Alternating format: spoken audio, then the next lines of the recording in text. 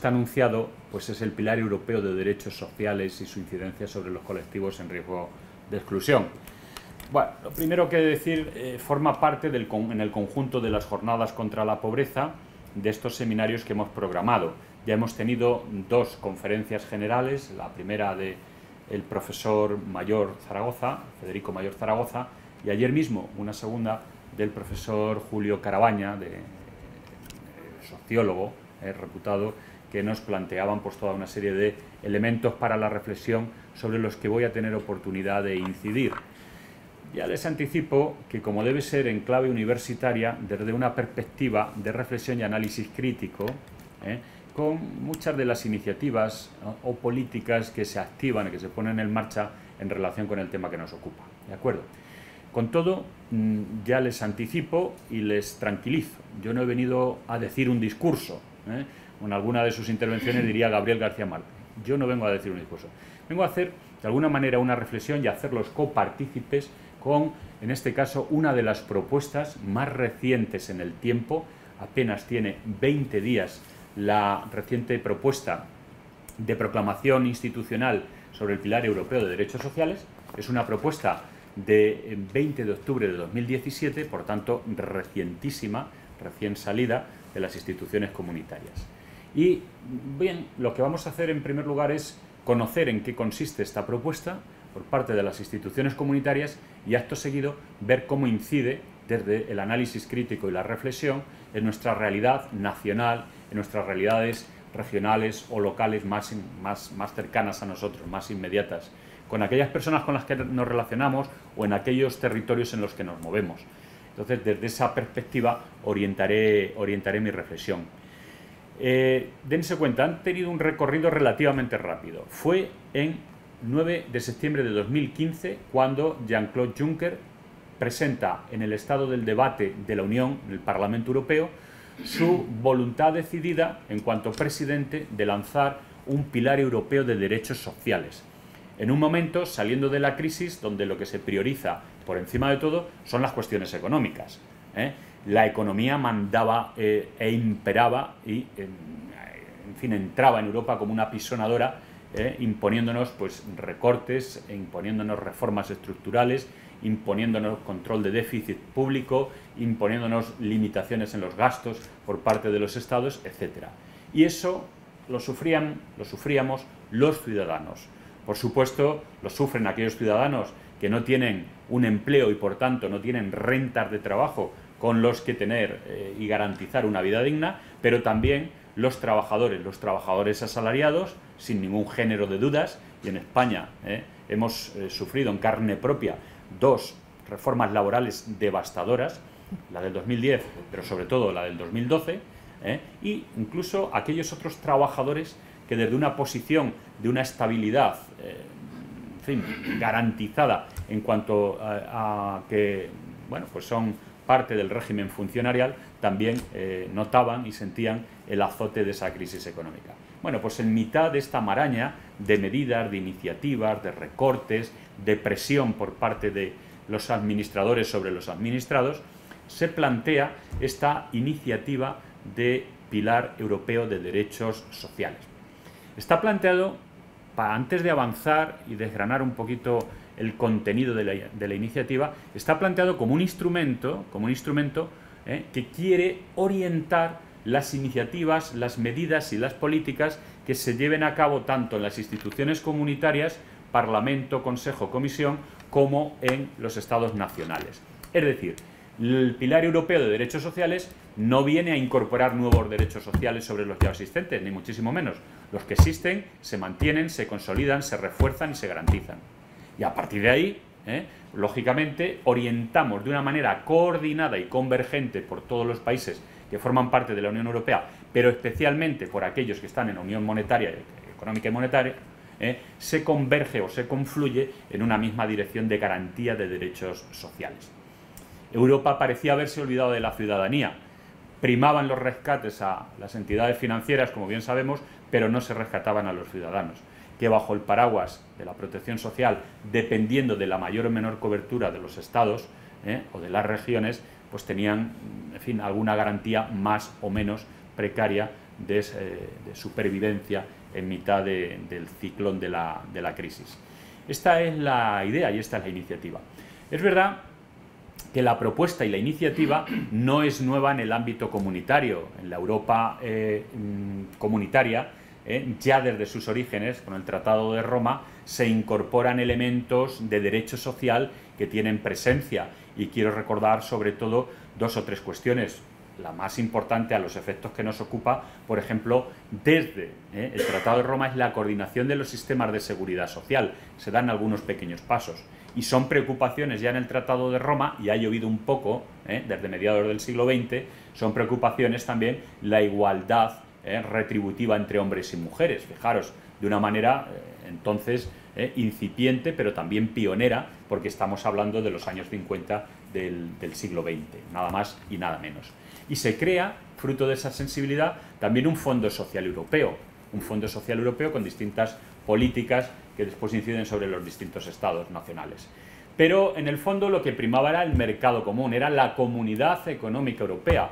Todavía no había unión política, todavía no había una un claro cauce social por el que encarrilar las políticas nacionales y, por supuesto, las actuaciones de las regiones de Europa. Hubo que esperar casi 30 años y llegamos al Acta Única de 1986, cuando también se incorpora el factor de la cohesión económica y social como un elemento clave para vertebrar la Europa social, no solamente la económica y monetaria, y para preocuparse por la salud y la seguridad de los trabajadores, que cada vez más, de una manera alarmante, azotaba las realidades nacionales. Pero fijaros, sobre todo me detengo en el asunto de la cohesión económica y social, la cohesión social. Ayer, y aquí intervengo ya desde esa perspectiva crítica, el profesor Julio Carabaña nos presentaba una serie de datos con los que yo no estaba muy de acuerdo, y así tuve oportunidad de hacérselo saber en mi intervención, en la medida en que creo que sí que los cimientos de la cohesión social nunca han sido muy sólidos, pero con la crisis económica se han resquebrajado aún más. El sistema sobre el que se sustenta el edificio social europeo tiene unos cimientos no lo suficientemente sólidos. No está, desde luego, construido a prueba de seísmos, y cualquier movimiento como digo, en la superficie afecta inmediatamente al edificio, a veces con gravísimas consecuencias. Hemos visto, ¿no?, los terremotos en México. Bueno, pues en nuestra estructura institucional y sobre todo en la dimensión social ocurre con mucha frecuencia esto. Cualquier movimiento, cualquier seísmo en el ámbito económico repercute directa e inmediatamente sobre la cohesión social. Es una preocupación, ha sido una preocupación de la Unión Europea desde sobre todo los años 80 y 90, el Tratado de Ámsterdam después supone un punto de inflexión, y esa preocupación constante se traslada a los estados nacionales. Quiero también críticamente trasladarles mi opinión sobre el particular. Muchas de las reformas desde finales de los años 80 y sobre todo en la década de los 90, en nuestro país, me refiero, en España, en este país nuestro, han sido fruto, en buena medida, de las iniciativas comunitarias a través de las directivas que se aprobaban en Europa. Los gobiernos nacionales muchas veces están obligados, lógicamente, a transponer el contenido de esas directivas, el derecho derivado europeo, a nuestro ordenamiento jurídico interno y a nuestros sistemas de relaciones laborales. Y no ha sido fruto, en muchos casos, de la sensibilidad, de la preocupación o del compromiso de nuestros gobernantes. Ha sido fruto del consenso europeo del que nos hemos beneficiado en distintos ámbitos, en materia de protección social, en materia de salud y seguridad, en materia de información y consulta, derechos de los trabajadores, de diálogo social, etcétera, etcétera. En muchos ámbitos, insisto. Es fruto de esa implicación europea en la dimensión social, que después se tambalea en los años de la crisis, como tendremos oportunidad de mencionar. Es verdad que había algunos precedentes. La Carta Comunitaria de los Derechos Sociales Fundamentales de 1989, que no tenía fuerza vinculante, era, bueno, pues en clave propositiva y como, de alguna manera, una propuesta política sin vinculación jurídica efectiva, se le traslada la pelota al tejado de los estados nacionales para que cada uno actuase en consecuencia y como considerase oportuno. Y tuvimos que esperar al Tratado de Maastricht en el año 92 y sobre todo, como he dicho, al de Ámsterdam, para que asistiésemos a un verdadero punto de inflexión, en donde ya como competencia comunitaria se incorporan materias tales como la seguridad y salud en el trabajo, las condiciones de trabajo, la protección social, la igualdad de trato, etcétera, etcétera. Y eso lo hemos recibido después en los territorios nacionales, felizmente.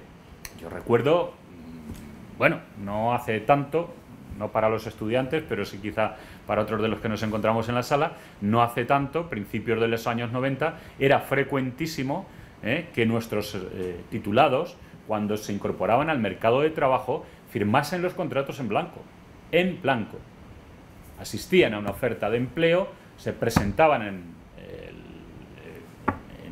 la empresa, en el centro de trabajo, y el empleador, en este caso, le comentaba en qué consistía el trabajo, pero poco más. No sabían ni qué condiciones de trabajo iban a tener en cuanto a jornadas, horarios, salario, descansos, etcétera, etcétera, etcétera. Simplemente se firmaba en blanco. Y ni el propio trabajador ni sus representantes en la empresa o en el sindicato tenían constancia y conocimiento de a qué condiciones se habían comprometido los trabajadores asalariados en cuestión. Bueno, fruto de, un botón de muestra, son muchos más, fruto de las directivas comunitarias, se incorpora a nuestra legislación nacional el derecho, lógicamente, de informar al trabajador antes de incorporarse al puesto de trabajo, el derecho a entregar una copia básica a los representantes de los trabajadores y, lógicamente, a trasladar a la oficina de empleo la copia del contrato, lógicamente, como no puede ser de otra manera. Esto que nos parece algo tan normal y tan natural, apenas hace 20 años, 15, 20 años, no era usual o corriente en el día a día la incorporación de jóvenes, de mujeres parados al mercado de trabajo nacional. Por tanto, hay esa sensibilidad y esa preocupación la hemos recibido de una manera muy directa en nuestros marcos nacionales. La Carta de los Derechos Fundamentales de Niza, que bueno, entra en vigor en el 2007, siguen resistiéndose muchos de los estados. El nuestro de entonces, el gobierno de la época, con José María Aznar a la cabeza, se resistió contra viento y marea a incorporar esta Carta de Derechos Sociales Fundamentales como parte de los tratados constitutivos. Y en ese sentido, es verdad que indirectamente, a través del artículo 6.1 del tratado, se pudo hacer efectivo el cumplimiento de esos derechos. Voy mencionando todo esto porque estos derechos que en los sucesivos, en las cartas de derechos sociales, de derechos fundamentales de los ciudadanos, en los tratados, etcétera, etcétera, ya tenían presencia, ahora los redescubrimos en el Pilar Europeo de Derechos Sociales que se nos propone el 20 de octubre de 2017. Ha llovido mucho y, sin embargo, parece que asistimos todavía novedosamente a cuestiones que hace mucho tiempo deberían estar resueltas en nuestros sistemas de relaciones laborales y en nuestros ordenamientos jurídicos internos. Bueno, en definitiva, el periplo es largo, el camino que se ha recorrido no ha estado exento de dificultades, obstáculos que solventar para llegar a este punto, que no sabemos si volvemos a estar en el punto cero, ¿verdad? Hay una cuestión de fondo. Juncker, cuando nos plantea la iniciativa en el año 2015, está pensando en un nuevo enfoque del crecimiento en Europa, muy preocupado por la crisis económica. Y en la reflexión de Juncker hay algo que pesa mucho. En ese enfoque de crecimiento económico hay que tener en cuenta, hay que basar ese crecimiento económico en el empleo y en la inclusión social.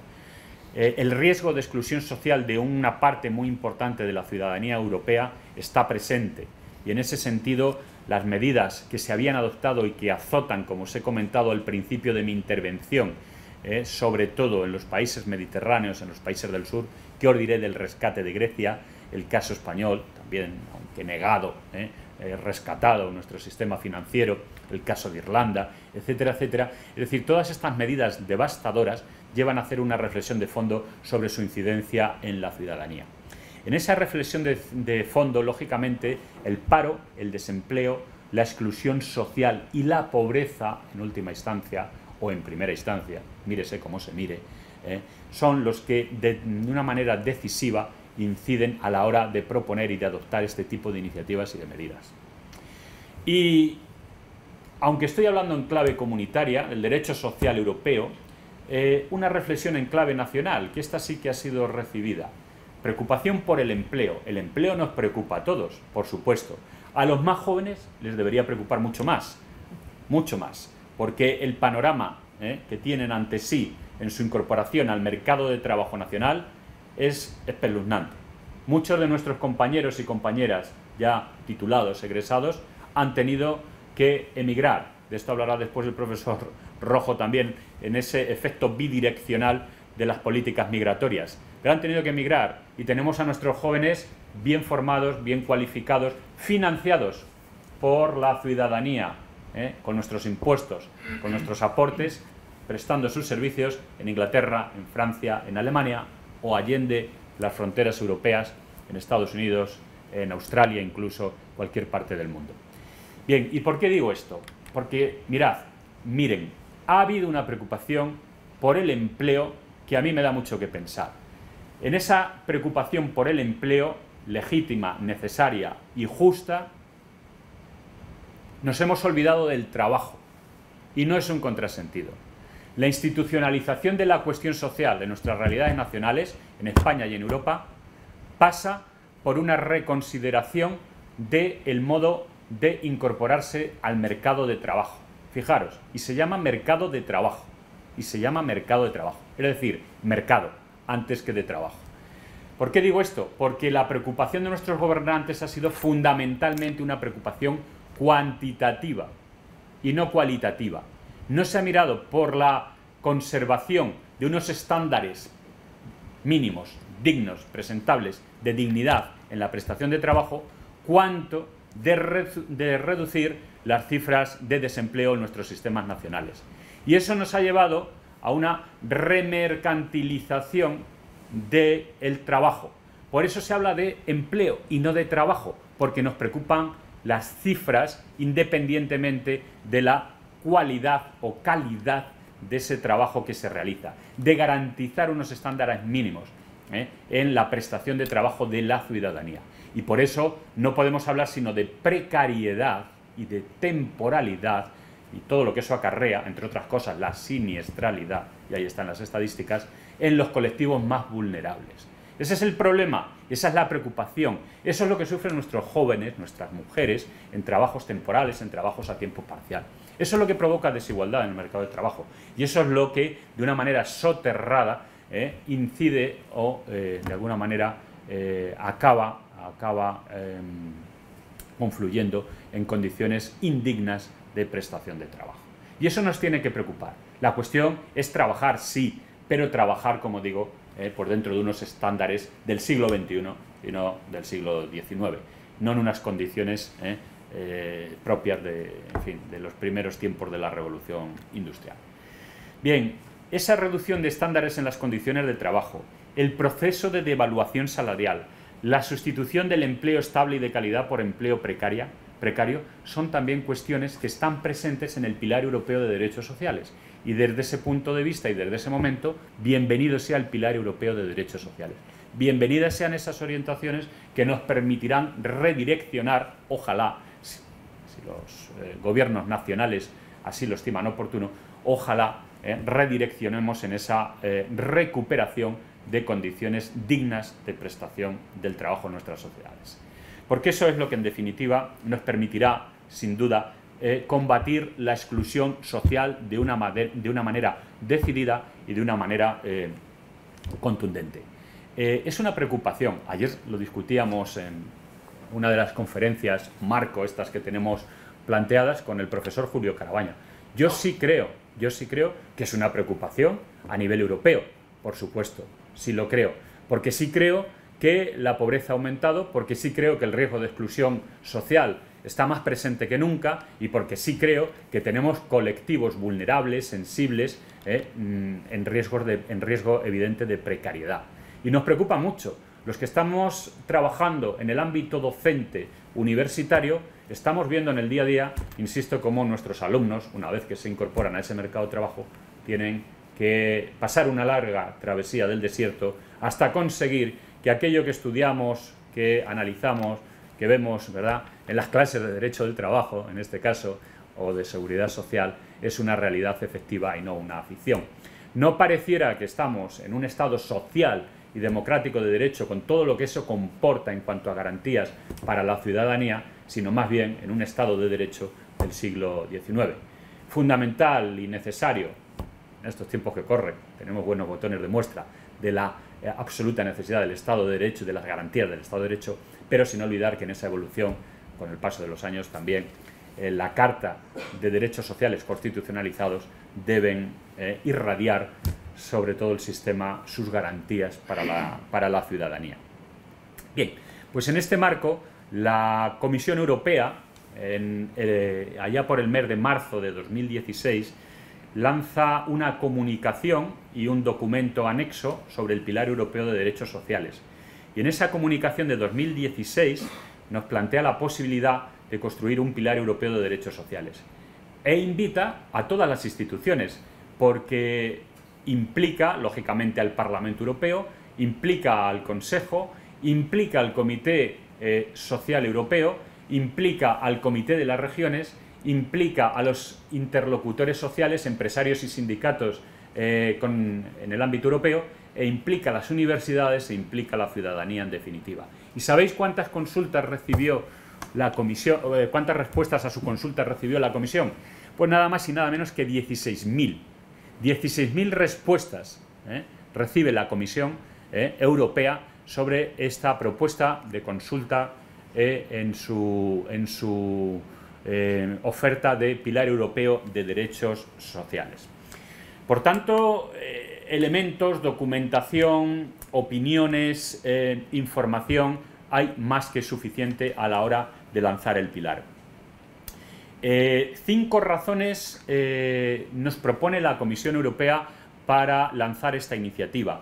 Muy sucintamente y rápidamente, el compromiso de avanzar hacia una economía social de mercado altamente competitiva. A mí me chirría, he de confesarlo, me chirría lo de la economía social de mercado. Sobre todo, yo imparto una asignatura que tiene mucho que ver con la economía social en el grado de Relaciones Laborales y Desarrollo de Recursos Humanos. Y creo que la economía social debería ir mucho más allá incluso de lo que la Comisión Europea en el Pilar Europeo de Derechos Sociales nos propone, en el sentido de plantearnos un marco de referencia en los sistemas de relaciones laborales participativo y mucho más implicativo. Una democratización de las relaciones laborales, con la garantía plenamente efectiva de derechos de codecisión de alta intensidad, no solamente de información o de consulta, con una implicación efectiva de los distintos ámbitos de la ciudadanía y, por supuesto, del mundo de la empresa y de los representantes de los trabajadores y las asociaciones empresariales. Por ahí debería ir. Pero es verdad, no obstante, que sin llegar a esos estándares de alta intensidad, sí es cierto y verdad que por esta vía de lo que eufemísticamente la Comisión Europea llama economía social de mercado, se dan pasos importantes de cara a garantizar la cohesión social, la cohesión económica, pero también la cohesión social, que es fundamental. Para no entrar en ese terreno resbaladizo, en las tierras movedizas de la desvertebración social de nuestros territorios y de nuestros distintos colectivos. La superación de medidas de la crisis no solamente con medidas cortoplacistas, porque entiende la Comisión que hay un riesgo evidente de exclusión social.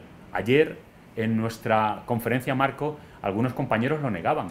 Yo, no sé, después también nuestro amigo y compañero Ángel Ruiz Moyano nos podrá dar algunos datos y elementos, y el profesor Rojo, sin duda, también desde el Observatorio de Inmigración que en Cataluña tienen. Pero, desde luego, a mí me parece más que evidente ese riesgo de precariedad, de vulnerabilidad, de exclusión social de una buena parte de la ciudadanía que con salarios de miseria tienen que malvivir o sobrevivir por la solidaridad intergeneracional de las familias, sobre todo, y de las instituciones que están arrimando el hombro y trabajando en el día a día codo a codo con ellos. Por tanto, este es un motivo serio de preocupación importante, y por eso el negacionismo que existe también en nuestra realidad me parece muy preocupante, ¿no? Me parece muy preocupante. En fin, avanzar hacia una política económica y monetaria más, de alguna manera, más profunda y más justa es otra de las preocupaciones del Pilar Europeo de Derechos Sociales. Aquí, de una manera ambivalente, poliédrica, con distintas caras, porque nos plantean nuevamente la propuesta de la flexiseguridad, flexibilidad y seguridad.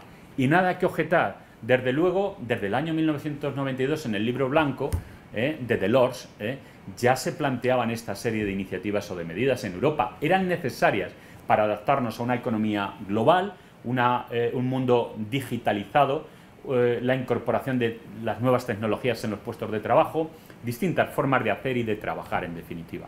Todo eso es fundamental, desde luego. Y eso se hace con flexibilidad, pero también con seguridad. ¿Qué es lo que a mí me chirría en ese análisis crítico que anticipaba? Pues que la flexibilidad se le pide a los trabajadores, asalariados sobre todo, y la seguridad se le garantiza al empleador o al empresario. La parte más débil vuelve a resentirse en la relación laboral frente a la parte más fuerte de la relación laboral. De esto tenemos significativos y claros ejemplos en nuestras recientes reformas laborales en España, sobre todo la del 2012, que es devastadora para la garantía de derechos sociales, que ahora intenta recuperar el Pilar Europeo de Derechos Sociales, pero que hemos sufrido como un rodillo que no respetaba absolutamente nada con esa reforma laboral del año 2012, que sin duda después en el turno de intervenciones podríamos hablar largo y tendido. Hay mucho que hablar en todos los niveles, desde la incorporación al puesto de trabajo a través de las distintas modalidades contractuales que nos ofrece y cómo se reconducen esas modalidades por parte de la empresa y por parte de la propuesta que nos hacen los gobernantes del momento, hasta las condiciones de prestación de ese trabajo en cuanto a salarios, en cuanto a movilidad funcional o geográfica, en cuanto a condiciones de modificación sustancial de trabajo, en cuanto a, por supuesto, a la salida del puesto de trabajo a través de las indemnizaciones en caso de despido, etcétera, etcétera, etcétera, etcétera. Es tremendo, es devastador. Bien, prestar atención a las riquezas de experiencias en Europa es otra de las cuestiones que se plantea con esta iniciativa del Pilar Social Europeo. Queremos enriquecernos todos, queremos aprender unos de otros y en ese sentido la Comisión abre ese abanico a todo el ámbito europeo. No solamente a aquellos países que están dentro de la Unión Económica y Monetaria, sino a aquellos otros que sin estarlo también quieran participar. Y en definitiva, fomentar el diálogo social a todos los niveles, algo que en nuestras reformas laborales también ha sido cercenado de manera importante. Y solo como botón de muestra, con la emergencia y el impulso y el respaldo que se le da a los convenios colectivos de empresa en detrimento de los convenios colectivos de sector, con todo lo que eso supone a la hora de alguna manera mermar y resentir las garantías y los derechos conseguidos por los trabajadores asalariados y también por los que prestamos nuestros servicios en la administración pública. Bien, todos estos principios, desde el respeto al acervo social que ya arrastramos desde el Tratado de Roma, como antes comentaba, tienen un impacto importantísimo que se acrecienta con la crisis económica. Solamente os voy a, de las necesidades prioritarias que se plantean, solo voy a leer una, pero me parece meridianamente clara y rotunda. Como ayer mismo se ponía en tela de juicio, la traigo aquí a colación para generar conocimiento. Mirad lo que dice la Comisión en la propuesta de Pilar Europeo de Derechos Sociales. Se identifican tres necesidades prioritarias. La primera es debida al impacto de la crisis económica y las políticas de austeridad empleadas para combatirla, puesto que han producido un incremento alarmante en la pobreza y en la desigualdad, en el funcionamiento de los mercados de trabajo, en los sistemas de relaciones laborales y en los sistemas de protección social. Es decir, la propia Comisión está reconociendo que las políticas de autoridad han sido catastróficas y devastadoras en amplios sectores y capas de población y, por supuesto, han incidido de una manera traumática en los sistemas nacionales de relaciones laborales y en los sistemas nacionales de protección social. Y nos advierte que el riesgo de pobreza en estos casos es 2 o 3 veces incluso superior en aquellas situaciones en las que los trabajadores prestan sus servicios mediante contratos temporales o sistemas de trabajo a tiempo parcial. Jóvenes, mujeres, mayores de antes eran 55, ahora 45 años de edad. A partir de esas franjas y en esos colectivos hay un riesgo de sufrir pobreza importante que se dispara hasta 3 veces más que en colectivos con contratos estables, contratos de trabajo indefinidos en la prestación de su trabajo. Y junto a eso nos advierte la Comisión que hay otro gran problema y que hay que revisar con cierta urgencia las políticas fiscales que inciden directamente y cargan la presión sobre las rentas de trabajo y no sobre las rentas de capital. Es decir, que el esfuerzo importante para salvaguardar y posibilitar la supervivencia en el día a día de importantes capas de la población está recayendo sobre el esfuerzo solidario de los trabajadores y no de las rentas de capital, en este caso de la empresa, con cuestiones paradójicas y sorprendentes. El hecho de que en las políticas que se incorporan de apoyo al emprendimiento y a la empresa, con bonificaciones en las cotizaciones a la seguridad social, con subvenciones a fondo perdido, etcétera, en buena parte esas subvenciones se están sacando y esas cotizaciones de alguna manera también son fruto del esfuerzo de las rentas de trabajo, es decir, de los trabajadores asalariados, de los trabajadores autónomos y de los funcionarios. Es una cosa curiosa, no lo hemos pensado muchas veces, pero habría que analizar críticamente esas políticas que, si bien pueden tener un efecto inmediato positivo, resulta que al final están grabando también ese esfuerzo ya de por sí importante que están realizando los prestadores de trabajo, las prestadoras de trabajo. Entonces es una cuestión también para la reflexión importante. Bien, la OIT, no solamente la Comisión Europea, la OIT en su reciente informe de 2017 sobre la desigualdad y la extensión de la pobreza en capas cada vez mayores de población, incide e insiste también en esta misma dirección. Bien, sobre esas 3 necesidades que son prioritarias para la Comisión, he leído la primera, la importancia y el efecto de combatir o de redireccionar más que combatir, de reconsiderar, de reflexionar sobre las políticas de austeridad que se han venido empleando. Hay una segunda preocupación que es recuperar empleos de calidad para salir fortalecidos de la crisis. Y eso a través de la revisión de la negociación colectiva, de la revisión de las modalidades de contrato de trabajo y de la revisión de las políticas en los casos de despido de los trabajadores. Y bueno, habría mucho que hablar, tampoco me quiero extender en exceso, pues porque el tiempo, tempus fugit, el tiempo vuela, no puedo tampoco tocar con detalle todos y cada uno de los puntos. Pero como botones de muestra, volvemos a lo mismo. La posibilidad de incorporar, como así ha sido efectivo a raíz de la reforma laboral, las cláusulas de descuelgue salarial y dejar en papel mojado lo pactado por los representantes de los trabajadores y la empresa, en función de las circunstancias, con una política preventiva, por si acaso tenemos pérdidas futuras, no es necesario que se constaten, devaluando también, marginando, arrinconando el papel de la Administración a través del cuerpo técnico especializado, como es la Inspección de Trabajo, en la comprobación de esos datos o elementos que se ponen encima de la mesa para no aplicar el convenio. Es algo realmente sorprendente, inaudito, en una Europa social y en un país civilizado del siglo XXI. Modalidades de contrato de trabajo. Bueno, pues cualquier joven que se incorpore ahora con un contrato de formación y aprendizaje, con un contrato en prácticas o con el famoso contrato indefinido con periodo de prueba de 1 año, tendrá la oportunidad de comprobar en carne propia la evanescencia, la vaporosidad que tienen las garantías y los derechos sociales en esos contratos, en la medida en que lo dejan a la intemperie, desprotegido, al albur de unas condiciones realmente insoportables en un sistema de relaciones laborales donde cualitativamente el trabajo sea un valor de importancia constitucional, como nuestra propia Constitución del 78 consagra en su articulado. Es sorprendente y es inaudito. Y esto no se revisa. No se revisa porque nos importa, nos interesa a nuestros gobernantes el elemento cuantitativo, porque en la institucionalización de la cuestión social prima la remercantilización del trabajo sobre el elemento cualitativo, que sería la valorización social de ese trabajo en nuestra sociedad. Bien.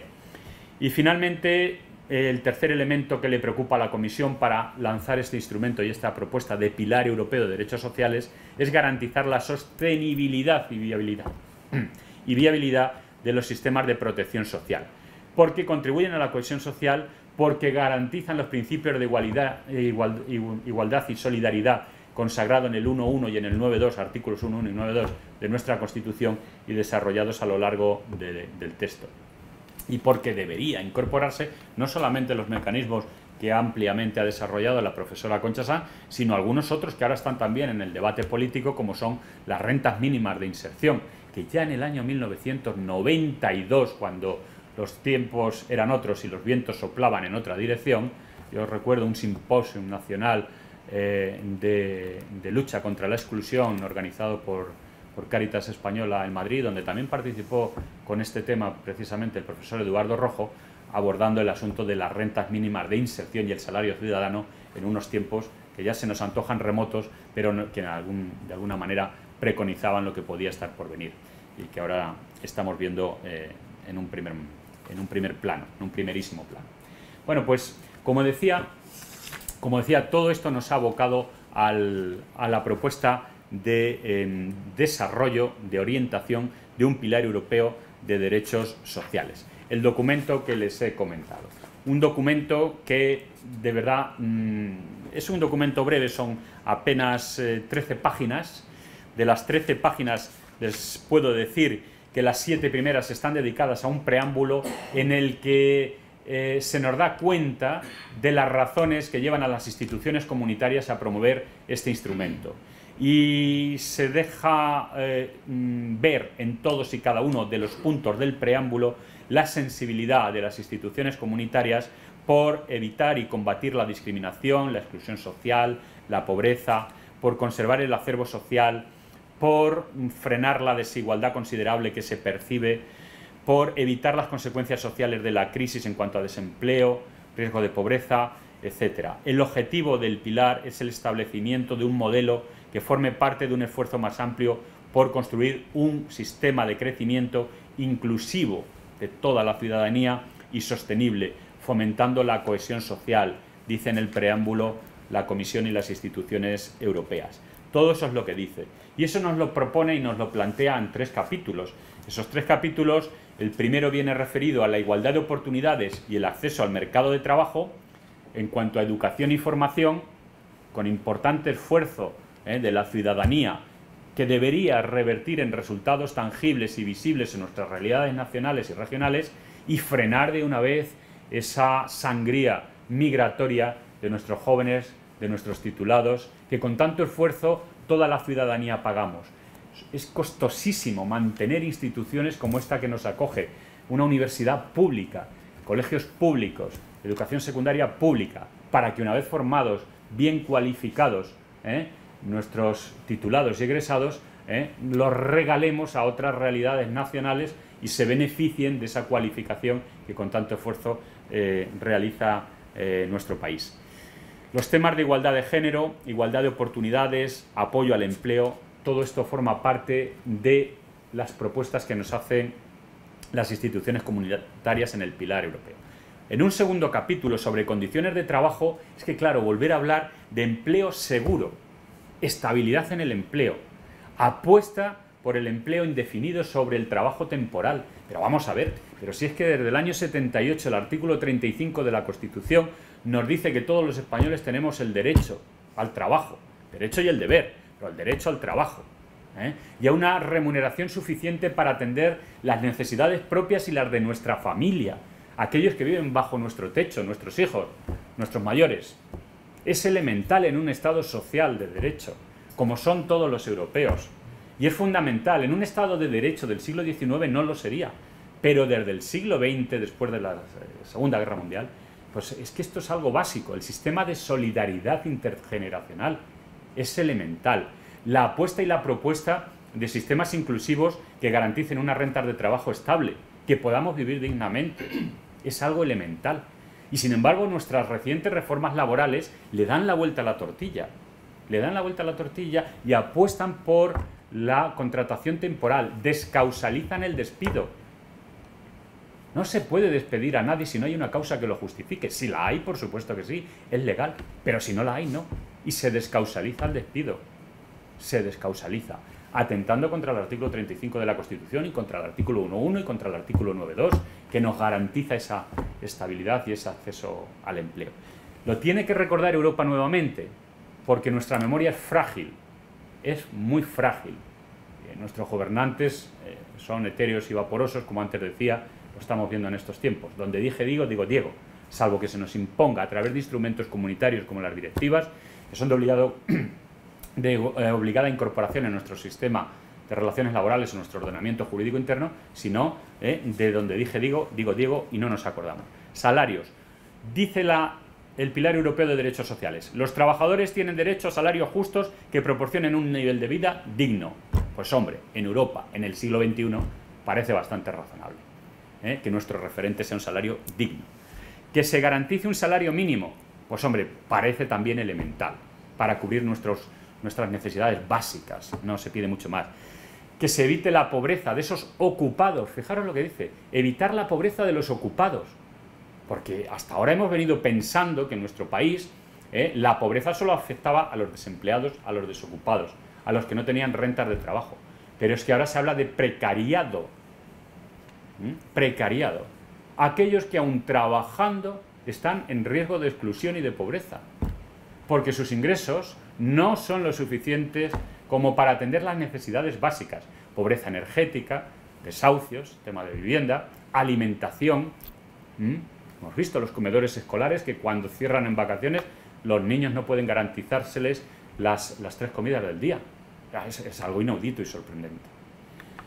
¿Y recursos hay? Pues hombre, recursos hay para lo que se decide que es prioritario, para determinados salvamentos y rescates de instituciones, empresas, etcétera. Hay recursos para rescatar a la ciudadanía en situaciones de precariedad y vulnerabilidad. A veces no los ha habido.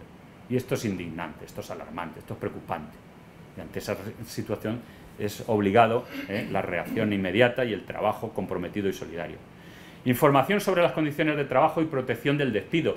Es que, claro, nuestro sistema ya lo garantiza, pero es que esto ha volado, ha habido una voladura controlada con las reformas laborales. Y nos hemos saltado el convenio 158 de la OIT, ratificado por España. Por tanto, parte de nuestro ordenamiento, donde se nos dice que tiene que haber garantías, que no se puede libre e impunemente despedir a un trabajador sin garantizarle un procedimiento transparente, con información suficiente y con unas garantías de defensa, tanto dentro de la empresa como fuera ante los tribunales. Bueno, pues el artículo 158, firmado, ratificado por España, pues es también papel mojado. Diálogo social y participación de los trabajadores. Esto sería punto aparte y requeriría otra intervención. Cercenado lamentablemente. La alternativa es la imposición. El convenio de empresa por encima del convenio sectorial. La aplicación unilateral de condiciones de trabajo. La modificación sustancial de las mismas sin intervención de la autoridad administrativa, sin la inspección de trabajo. E intentando que el propio Poder Judicial, es decir, que los juzgados de lo social no entren a valorar el aspecto de fondo, sino que se limiten simplemente a constatar que se ha cumplido el procedimiento formal por parte de la empresa. Pues es algo también insoportable. Afortunadamente, nuestros jueces y tribunales, y en estos tiempos lo estamos viendo, son independientes. Creemos en la independencia del Poder Judicial, en un Estado de Derecho como es el nuestro, democrático y civilizado y del siglo XXI. Y afortunadamente, en este caso, lo que traemos a colación, los jueces de lo social han dicho hasta aquí podíamos llegar, instrucciones en una ley de reforma laboral sobre lo que tenemos que hacer los jueces de lo social. No, mire usted zapatero a tus zapatos, usted legisle, nosotros veremos si se cumple o no se cumple la legislación en los términos en los que está aprobado y publicado en el Boletín Oficial del Estado. En fin, medidas de conciliación entre la vida profesional y la privada, entorno de trabajo saludable, seguro y adaptado. Claro, la siniestralidad laboral, que España sea el país con una siniestralidad, que tengamos el triste récord de ser los que tenemos una siniestralidad más elevada dentro de la Europa comunitaria, pues esto es algo también insoportable, donde claro, la salud y la vida de los trabajadores, de los ciudadanos, es prioritario y básico. Bueno, pues todo esto lo vuelve a recordar y refrescar en nuestra memoria el Pilar Europeo de Derechos Sociales en la propuesta que nos hace el 20 de septiembre de 2017, hace apenas unos días. Y el tercer capítulo está dedicado a lo que la profesora Concha Sanz nos ha mencionado, la protección e inclusión social. Claro, asistencia y apoyo a los niños, a la infancia. Es que si no empezamos por ahí, mal vamos. ¿En qué sociedad estamos? Protección social, con independencia del tipo y duración de la relación laboral, los trabajadores por cuenta ajena y en condiciones comparables, los que trabajan por cuenta propia, tienen derecho a una protección social adecuada, claro.